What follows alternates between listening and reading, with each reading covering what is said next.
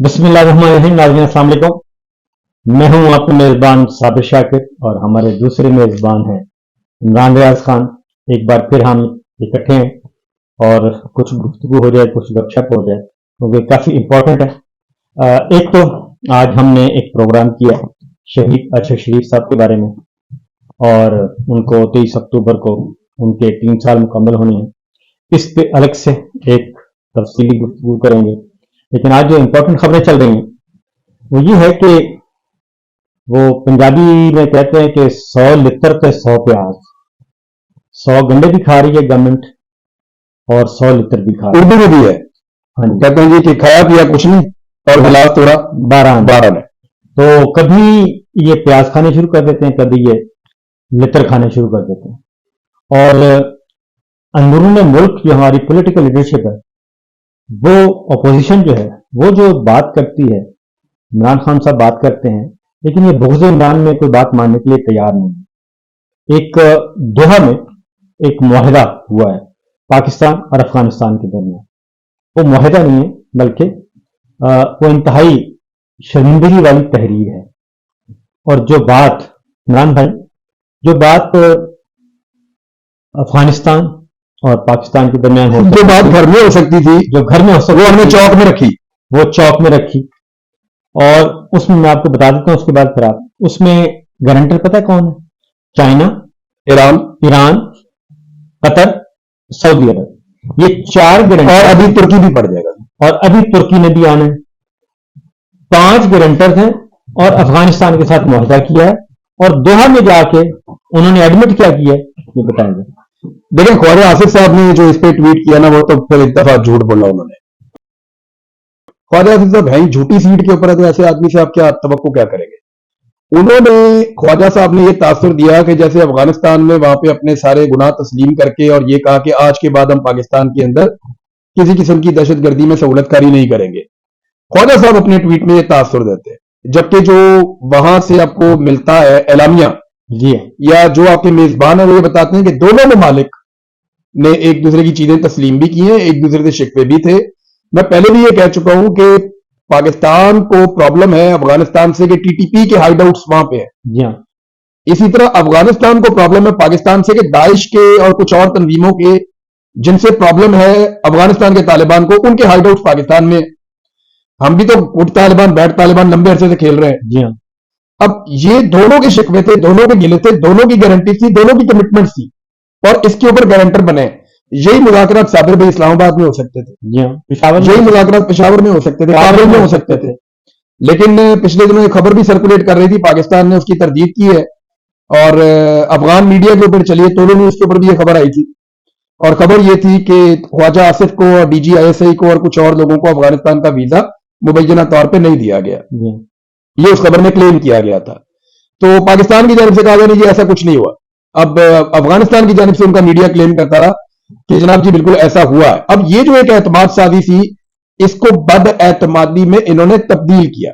देखिए, जब इमरान खान कहता था कि, मुझे अच्छी तरह याद है अलीमा खान ने बात बताई, उन्होंने कहा कि जब हमने जाके जेल में इमरान खान को बताया ना कि एक सीनियर ऑफिसर और एक दूसरा उसका जूनियर ऑफिसर, और उसके बाद हमारे इतने जवान अचानक शहीद हो गए और दहशतगर्दी बढ़ रही है, तो इमरान खान फौरन खड़े हो गए उठ के, और वो खड़े होकर बहुत फिक्रमंद हो गए। और उन्होंने कुछ 8-10 मरतबा उन्होंने कहा कि दोहराया इस बात को बात करते करते कि अफगानिस्तान से बात करो, फौरन अफगानिस्तान को एंगेज करो, टॉक टू अफगानिस्तान, अफगानिस्तान को इन्वॉल्व करो, उसके साथ बात करो।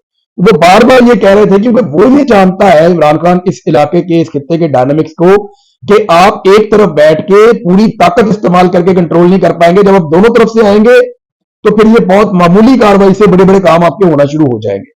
ये इमरान खान साहब, अब जब इमरान खान कहता था तो ये क्या कहते थे कि ये कुरान पाक की आयतें सुनाते थे। जी हाँ। ये इमरान खान को गद्दार कहते थे। जी। ये इमरान खान को तालिबान खान कहते थे। ये इमरान खान को कहते थे दहशतगर्दों का सियासी सहूलतकार। और ये बात कोर कमांडर कॉन्फ्रेंस के एलामियों के अंदर भी आई है। बिल्कुल, ये आई है ना कि दहशतगर्दों से कोई बातचीत नहीं होगी। पिछले दिनों जब, और ये सारी बातें इमरान खान को कहते थे, अब जाके इन्होंने मुज़ाकरात कर ली, और मुज़ाकरात करने भी वो बंदा गया जिसने कहा कि अफगानिस्तान हमारा दुश्मन मुल्क है। दुश्मन मुल्क। फिर एक और चीज देखे ना, इन्होंने वो 100 गंडे 100 प्याज वाला जो 100 जूते 100 गंडे, وہ جو آپ نے مثال دی وہ ایگزیکٹلی ان کے اوپر صادق آتی ہے. وہ ہوا کیا صابر بھائی, اس کو ذرا سمجھنا پڑے گا. میں تھوڑا آپ کا 1 منٹ لے لوں تو اگر آپ اجازت دیں. ہوا یہ کہ انہوں نے ٹرمپ کے لیے جال بچھایا تھا, ڈیکوائز لگائے تھے کہ ٹرمپ آئے گا خوش ہو کے. اب ہر وقت آپ کا ریسلنگ دیکھنے کو دل نہیں کر رہا ہوتا, کبھی کبھی آپ کوئی اور سٹوری بھی دیکھنا چاہتے ہیں, کچھ اور بھی ٹی وی کے اوپر دیکھنا چاہتے ہیں. ٹرمپ کو ریسلنگ بہت پسند ہے, موسیقی بھی سننا چاہتے ہیں. جب سے وہ آیا آپ اس کو ریسلنگ دکھا رہے ہیں, کبھی آپ انڈیا سے لڑ رہے ہیں, کبھی ایران سے لڑ رہے ہیں, کبھی افغانستان سے لڑ رہے ہیں, کبھی آپ موسیقی بھی سننا چاہتے ہیں, امن میں بھی رہنا چاہتے ہیں. ٹرمپ کے اپنے امریکہ میں بھی پنگے ہیں. انہوں نے یہ جال بچھایا تھا کہ ٹرمپ انوالو ہو جائے گا آگے فٹافٹ, اور ہم ایک دفعہ پھر اس کی بات مان کے آسان چڑھا دیں گے, ہمارے ٹرمپ کے ساتھ جو تعلقات ہیں وہ کنکریٹ ہو جائیں گے. مزید ٹرمپ نے توجہ نہیں دی, انہوں نے گھاس ہی نہیں ڈالی. وہ اس لیے کہ ٹرمپ کا وہاں پنگا امریکہ میں عجیب و غریب پڑا ہوا ہے. وہ امریکہ میں تحریک چل رہی ہے کہ نو کنگ موومنٹ, کہ کوئی بادشاہ نہیں ہے, بادشاہت نہیں چلے گی یہاں پہ نا. تو وہ ان کی نو کنگ موومنٹ چل رہی ہے, اور اس پہ ٹرمپ کو وہاں پہ بھی پنگا ہے. وہ جون سے کام شروع ہے, بہت تیز ہو گیا وہاں پہ. کوئی پتہ نہیں, کچھ لوگ کہہ رہے تھے 5 ملین سے زیادہ, اور کچھ رپورٹیں آ رہی ہیں 7 ملین سے زیادہ بندہ امریکہ میں نکلا ہے. اچھا, ان کو جب ٹرمپ نے گھاس نہیں ڈالی اور یہاں پہ جنرلی لڑائی شروع ہو گئی اور نقصان شروع ہو گیا, ایک دم ہر طرف سے شروع ہو گئے, تو پھر انہوں نے کہا مذاکرات کرتے ہیں. پھر ٹائم گزر گیا تھا, پولوں کے نیچے سے پانی بہت زیادہ نکل گیا تھا, بد اعتمادی پیدا ہو گئی تھی. پھر ان کو جا کر دوسرے ملکوں کو بیچ میں ڈال کر یہ معاملات مذاکرات والے کرنے پڑے. دیکھیں, بات یہ ہے کہ ہم 45 سال سے جنگ بیچ رہے ہیں. 45 سال سے ہماری جو پولیٹیکل کلاس ہے وہ 45 سال سے کہہ رہی ہے وہ کہ یہ آپ کام نہ کریں, ہم امن بیچیں, پیس بیچیں, تو اس سے زیادہ سیاحت لے آئیں, سیاحت انویسٹمنٹ لے آئیں, کاروبار کریں, سب کچھ کریں. یہ میرے سامنے شرائط پڑی ہیں. دونوں ممالک اس بات پر متفق ہیں کہ سرحدی علاقہ پتن, تورخم, غلام خان, ہر قسم کی فائرنگ یا اشتعال انگیزی فوری طور پر بند کی جائے, یعنی کہ دو طرفہ ہے. دو طرفہ, ٹھیک ہے جی. تو یہ آپ نے مان لیا. پھر یہی مطالبہ کیا جا رہا تھا کہ ایک مشترکہ سرحدی رابطہ مرکز قائم کیا جائے جو دونوں ممالک کے فوجی افسران کے درمیان براہ راست رابطہ کرے گا. اس کے بعد آگے ہے کہ افغانستان اس بات کی یقین دہانی کراتا ہے کہ اس کی سرزمین کسی بھی ایسے گروہ کو استعمال نہیں کرنے دے گا جو پاکستان کے خلاف ہے کارروائیاں کرے گا. پاکستان اس کے جواب میں یقین دہانی کے بدلے پاکستان اس یقین دہانی کے بدلے افغان مہاجرین کے ساتھ انسانی اور اسلامی اصولوں کے مطابق تعاون جاری رکھے گا. اب یہ بات سارے کہہ رہے تھے کہ آپ یہ جو زبردستی دھکیل رہے ہیں نا, یہ دیکھنا یہ بھی ہے کہ دونوں ممالک جی ٹی ٹی پی اور دیگر ریاستی گروہوں کے خلاف معاملات کے تبادلے اور ممکنہ کارروائی پر اتفاق کرتے ہیں. یہ ہے وہ ایشو جو طالبان بھی فیس کر رہے ہیں وہاں پہ, جی افغان طالبان. اور پھر اس کے بعد آپ نے اسد کیسر صاحب کو سنا ہوگا, محمود خان اطیری صاحب کو سنا ہوگا, عمران خان صاحب. تو عمران خان کیا کہہ رہا تھا, وہ یہی کہہ رہا تھا بلکہ میں اس سے ایک سٹیپ اور آگے جا رہا تھا کہ آپ مقامی قبائل کو بھی شامل کریں تاکہ یہ قصے ختم ہو. اور اس کے بعد اگلی بات کہ مہاجرین والا, خاص طور پہ مہاجرین کی واپسی والا معاملہ جو تھا, وہ ہر دفعہ وہ یہ کہتا تھا کہ بھائی مہاجرین کی واپسی یہ جو ہے ہمارے 45 سال سے ہم خدمت کر رہے ہیں, یہ اپنی نیکی دریا برد مت کریں اور ان کو پراپرلی احترام کے ساتھ آہستہ آہستہ بھیجیں. دیکھیں صاحب اس کو سمجھیں آپ, جب وہ آ رہے تھے نا تو ہم نے اپنے آپ کو انصار کہا تھا. جی انصار, آپ کو یاد ہے؟ بالکل. یہ نعرے پاکستان میں لگائے گئے تھے کہ ہم انصار ہیں اور وہ مہاجرین ہیں, ٹھیک ہے نا. تو وہ ہم نے ان کو خود انصار مدینہ کی مثال پیش کی تھی. تو شروع میں پتا پاکستان نے اچھا ایک جیسچر دیا بھی, وہ بیچارے ستائے ہوئے لوگ تھے. دوسرا جنگ بھی آپ کے ملک کی طرف سے مسلط ہو رہی تھی وہاں پہ, طالبان یہاں سے بن کے جا رہے تھے. اب جس طریقے سے ان کو نکالا جا رہا تھا نا, دیکھیں آپ نے جب کسی کو دودھ دینا ہوتا ہے نا تو آپ نے اینڈ میں اس میں مینگنے نہیں ڈالنی ہوتی. آپ نے اتنی خدمت کی افغانوں کی 40 سال تک, بالکل, اور آخری وقت میں آپ جس طریقے سے ان کو نکال رہے تھے وہ ساری خدمت آپ نے کوہ کھاتے کر دی. 40 سال کی میزبانی, 40 سال آپ نے ان کی میزبانی کی, اور وہ بھائی تھے ہمارے. اگر وہ واپس جا رہے ہیں تو ان کو اگر آپ اسی احترام اور عزت کے ساتھ واپس بھیجیں گے نا تو سر ان کی نسلیں جا کے سب کو بتائیں گی کہ یار پاکستان میں ہم رہ کے آئے ہیں, مزہ آیا. اگلی بات بہت امپورٹنٹ ہے, کہتے ہیں دونوں ممالک تحریک طالبان جو آپ کہہ رہے تھے نا, دونوں ممالک ٹی ٹی پی اور دیگر غیر ریاستی گروہوں کے خلاف معلومات کے تبادلے اور ممکنہ کارروائی پر اتفاق کرتے ہیں. اس کے بعد ہے تجارتی اور انسانی رابطے ہو گئے. اس کے بعد یہ پیس کوریڈور. اب یہ پیس کوریڈور کا یہ مطالبہ کر رہے تھے کہ یہ راستے کھولنے یہ پی ٹی آئی کہہ رہی تھی کہ بہت تاجر رو رہے ہیں بیچارے کہ ہماری تجارت رکی ہے. چمن اور طورخم وہ مان گئے. اس کے بعد اچھا میں آپ کو بتاؤں یہ ضرور اس پہ ہم بات کریں گے نا کہ تحریک طالبان اور دیگر غیر ریاستی گروہوں کے خلاف معلومات کا تبادلہ اور ممکنہ کارروائی پر اتفاق. اس کے گارنٹر کون ہیں؟ اس کے گارنٹر ہیں چائنا، ایران اور قطر، اور اس کے بعد سعودی عرب بھی آئے گا. اب اس کی بنیادی وجہ کیا ہے؟ اس کی بنیادی وجہ ہے کہ چائنا، ایران بھی آپ سے یہی کہتا ہے کہ ادھر سے شرارتیں ہوتی ہیں، آپ کی جھڑپ بھی ہو چکی ہے. چائنا بھی یہ کہہ رہا ہے کہ سی پیک روٹ کو دانستہ ڈسٹرب کیا جا رہا ہے. ہاں امریکہ کی شے پہ ہوتا ہے امریکہ کی شے پہ. ان کے اندر سوچ ہے وہ یہ کہہ رہا ہے کہ یہ سی پیک روٹ کو دانستہ یہ سارا کچھ کیا جا رہا ہے. اور اس سلسلے میں آپ غیر ریاستی عناصر، کیونکہ چائنا تو افغانستان میں انویسٹ کر رہا ہے اور ہم افغانستان سے بھاگنے کی کوشش کر رہے ہیں، تو یہ جو ایک براڈر پکچر ہے نا یہ ساری اس میں آ رہی ہے، اور قطر میں جا کے ان کا ایگریمنٹ ہو رہا ہے. نہیں تو اب ہمیں شی جن پنگ صاحب کو بھی نامینیٹ کرنا پڑے گا امن کے نوبیل پیس پرائز کے لیے، کیونکہ اصل امن تو یہ ہے نا، اصل امن تو یہ ہے جس کو پائیدار بھی رہنا ہے. ہاں جی، تو اس پہ ہونا چاہیے. اس کے بعد ہر 3 ماہ بعد جائزہ اجلاس ہوگا. 2 سال کا یہ ایگریمنٹ ہے اور یہ 2 سال کے بعد مزید ایکسٹینڈیبل ہوگا. یعنی آپ کے پاس اب غلطی کی گنجائش صاحب میں ایک اور بڑی انٹرسٹنگ بات آپ دیکھیں، D G I S P R Ahmed Sharif صاحب جب پشاور تشریف لائے، ان کے آنے کے 2 بڑے مین مقصد تھے. جی ہاں. ایک مقصد تھا کہ آپریشن کے رستے کی تمام رکاوٹیں دور ہو جائیں نا، کہ جو آپریشن کے خلاف بات کرتا ہے انہوں نے اس کو جواب دینا تھا، مذاکرات کے لیے جو بات کرتا ہے انہوں نے اس کو جواب دینا تھا. انہوں نے بلکہ غزوہ بدر کا حوالہ دیا کہ اگر مذاکرات ہی ہوتے دہشت گردوں سے تو غزوہ بدر نہ ہوتی. حالانکہ صلح حدیبیہ جو ہے وہ صلح حدیبیہ تو ایک بہت بڑا ایک لازوال قسم کی، جس کو اللہ رب العزت نے قرآن پاک میں فتح مبین قرار دیا تھا. اور احرام باندھ کر آ رہے تھے اور وہیں پہ احرام کھولے گئے اور واپس چلے گئے. وہ اتنا بڑا اور بڑے دل برداشتہ تھے کئی صحابہ کرام، لیکن اس کے بعد ہی پھر سارے کا سارا ہوا. تو یہ ایک تو ان کا مقصد تھا یہ کہ یہ جو مذاکرات کی بات کرتے ہیں ان کو دبا لو پوری طرح سے. دوسرا مقصد تھا سہیل آفریدی کا راستہ روکنا. آپ یہ دیکھیں کہ اب پاکستان کے ملٹری اسٹیبلشمنٹ کی وقت اتنی رہ گئی ہے کہ ان کی پریس کانفرنس کو بھی 1 ہفتہ ہوا ہے. جی ہاں. 1 ہفتے کے اندر اندر سہیل آفریدی وزیر اعلیٰ خیبر پختونخوا بھی بن گیا، جس کو وہ انکار کر کے گئے تھے دوسرے الفاظ میں. اور اسی 1 ہفتے کے اندر اندر خود ہی جا کر ان کو مذاکرات کی ٹیبل پر بھی بیٹھنا پڑ گیا، کیونکہ ڈونلڈ ٹرمپ کے لیے جو انہوں نے ایک دسترخوان سجایا تھا اس نے فی الحال وہ اس کا موڈ نہیں تھا اس ٹائم کھانے کا، اور وہ ادھر پھنس گیا امریکہ میں جو اس نے حرکت کی. بالکل. D G I S P R صاحب کی جو پریس کانفرنس تھی نا اس کے بعد ایک اور فائدہ بھی ہوا.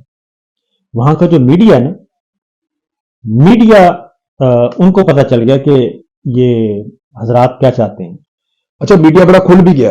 انہوں نے سوالات بھی پوچھے، بعد میں انہوں نے کرٹیسزم بھی کیا. بہت سارے صحافیوں نے ہمیں بتایا کہ بھئی یہ تو ہمارے اوپر ایک نئی جنگ مسلط ہونے جا رہی ہے. جی ہاں. یہ پلان ہو چکا ہے. اور اس کے بعد 2 جملے خیبر پختونخوا اور بلوچستان کے عوام میں بولتے ہیں، 2 جملے D G I S P R کے. اس سے پہلے جو انہوں نے بولا تھا نا کہ یہ جو منرلز ہیں یہ آپ جہیز نہیں لائے، ہاں یہ وہ کبھی نہیں بھولیں گے. اور جس کے بعد اس لیے میں کہتا ہوں کہ اگر D G I S P R نہ جاتے تو زیادہ بہتر تھا. اب آتے ہیں سہیل آفریدی صاحب کی طرف. آپ کے پاس کافی خبریں سہیل آفریدی صاحب کے بارے میں. وہ کافی اگریسو پالیسی کے ساتھ آ رہے ہیں اور 25 اکتوبر کو انہوں نے قبائلی جرگہ بلا لیا. بڑی ڈیولپمنٹ ہے. یہ آپ کو یاد ہے جب منظور پشتین نے بلایا تھا تو انہوں نے ریاستی طاقت بھی استعمال کی تھی. جی ہاں. بندے بھی وہاں مارے تھے. بالکل.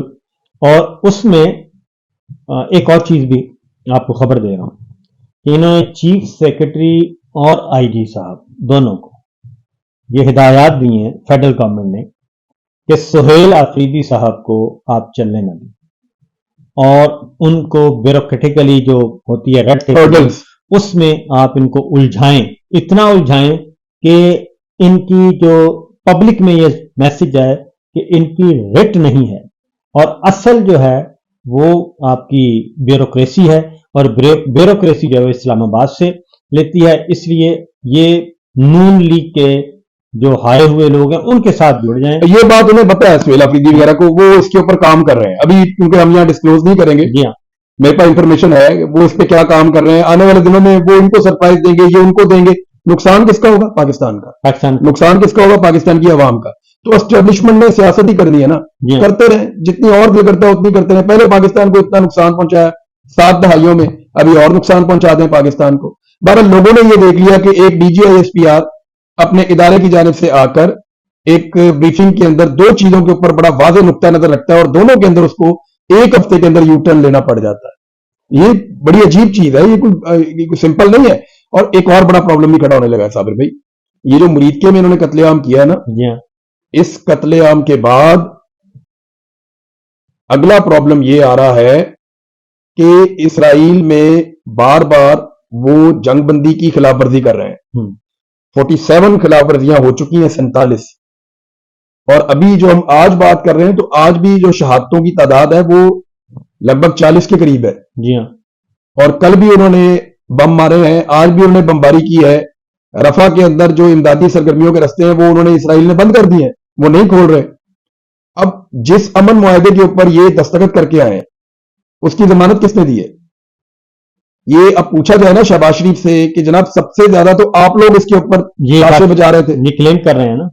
اب دیکھیں نا، اب جواب مانگنا ہے پاکستانیوں نے تو وہ مانگے نا جا کے جناب محترم طاہر اشرفی صاحب سے کہ جناب آپ تو کھڑے ہو کر کہہ رہے تھے کہ وہاں مٹھائیاں بٹ رہی ہیں، تو یہاں پہ کیا ہو رہا ہے؟ اب آپ مجھے بتائیں، مسجد اقصیٰ میں کوئی مسلمان اپنی مرضی سے نماز پڑھ سکتا ہے؟ کچھ بھی نہیں سر، وہاں پہ کوئی چینج نہیں آئی. تو وہاں جو مٹھائی بانٹی گئی ہے وہ کس نے بانٹی ہے، کیوں بٹوائی ہے، کس طریقے سے بٹوائی ہے، ویڈیو کیسے بنوائی گئی ہے، ہم سارا کچھ جانتے ہیں.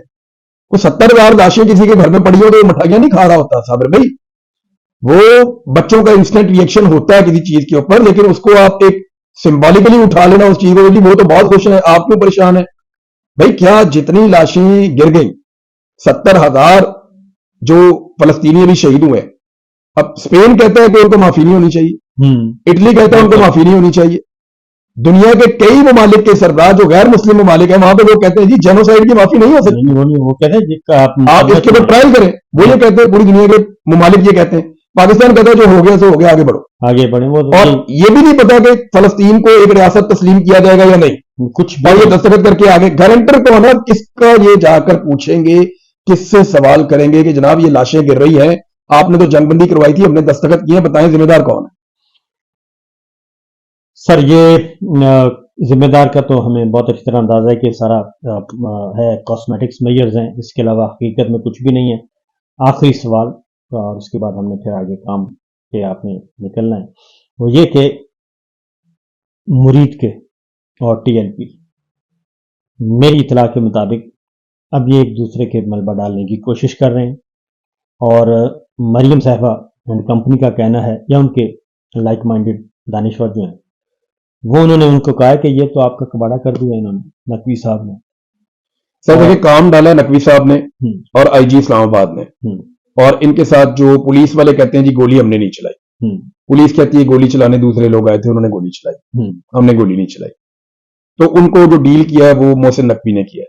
پنجاب حکومت نے سہولت کاری کی ہے، ان کو یہ نہیں پتا تھا کہ یہ اتنی بڑی کاروائی ہو جائے گی، لیکن بڑی چالاکی سے انہوں نے، مجھے مریم نواز سے ہمدردی کوئی نہیں ہے کیونکہ وہ وزیر اعلیٰ ہی نہیں ہے، اس کے پاس تو مینڈیٹ ہی نہیں ہے، تو وہ تو چوری کر کے آ کے وہاں بیٹھی ہوئی ہے نا.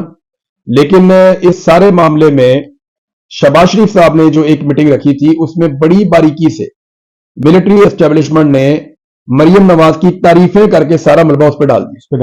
انہوں نے کہا جناب کہ یہ تو دیکھیں نا پنجاب حکومت کی تکلیف کریں، سارے ہارڈ اسٹیٹ بن جائیں، دیکھیں انہوں نے کیسے نمٹا ہے. اور بھائی پولیس کہتی ہے ہم نے بندے نہیں مارے، پولیس کہتی ہے ہم تو آنسو گیس چلا رہے تھے، ہم نے بندے نہیں مارے، بندے کسی اور نے مارے. اب یہ کیا جس نے بھی ہے وہ ہم سب جانتے ہیں، محسن نقوی وزد ہے. اور آئی جی اسلام آباد کو اسپیشلی وہاں پہنچایا گیا، کچھ اور آفیسر ہیں جن کو اسپیشلی وہاں پہنچایا گیا، اور یہ قتل عام ہوا ہے، اس سے آپ آنکھیں بند نہیں کر سکتے. لیکن یہ مریم کے کھاتے میں ڈالا جا رہا ہے. ان کے اندر بھی اس بات کے اوپر ایک تذبذب ہے کہ یہ ہمارے ساتھ ہو کیا رہا ہے. آپ نے دیکھا 2-3 دن تک تو وہ چپ رہے ہیں، चुप रहे फिर उन्हें चाबी दी गई है, नहीं बोले, बोलते क्यों नहीं? अब कोई ज़ियाद तनोली साहब आप जानते हैं, जर्नलिस्ट हैं बड़े अच्छे, जी हाँ। उनकी खबर देखी है आपने? हाँ जी आप यस वो देखें वो क्या कह रहे हैं। अब साबिर भाई ये कोई अकलमंदी का काम होगा अगर किया गया तो, क्योंकि ये खबर ज़ियाद तनोली साहब की है, डायरेक्ट मेरे पास इंफॉर्मेशन नहीं है, एक दो और जर्नलिस्ट हैं उन्होंने भी क्लेम किया है, लेकिन अगर ये काम होता है तो क्या ये कोई करने वाला काम है? बिल्कुल नहीं, क्योंकि कि एक शख्स की आप खबर को उखाड़े और किसी और जगह मुंतकिल कर दें। और उस शख्स के साथ लोग जज्बाती वाबस्तगी भी रखते हैं। हाँ, 16 नवंबर को उर्स होता है। वैसे तो किसी भी खबर को आप नहीं छेड़ते, किसी की बेहरमती नहीं कर सकते, और इसीलिए ख्वाजा आसिफ साहब ने ना आखिरी बात, ख्वाजा आसिफ साहब ने एक स्टेटमेंट दी उसी इजलास के बाद कि मरियम पंजाब हुकूमत को फॉलो करें, इसने हार्ड स्टेट का एक नया तस्वर दे दिया है। वो ख्वाजा साहब को गुस्सा आ रहा है, उनका ब्यूरोक्रेट उठाया था इन्होंने एक ब्यूरोक्रेट वाला और दूसरा वो मैडम शमा वाला। हाँ, ये दोनों असल में ना ग्रुप अलग अलग है। अब नवाज शरीफ ने अपना डिप्टी वजीर आजम बिठाया हुआ है, साथ अपनी बेटी बिठाई हुई है, दूसरी तरफ ये ख्वाजा आसिफ एंड कंपनी है, उधर शहबाज शरीफ साहब हैं, साथ एस्टेब्लिशमेंट एंजॉय करती है इसको। तो मेरा ख्याल है जी बाकी खबरें इंशाल्लाह अगले व्लॉग में, फिलहाल इजाजत दीजिए, अल्लाह हाफिज।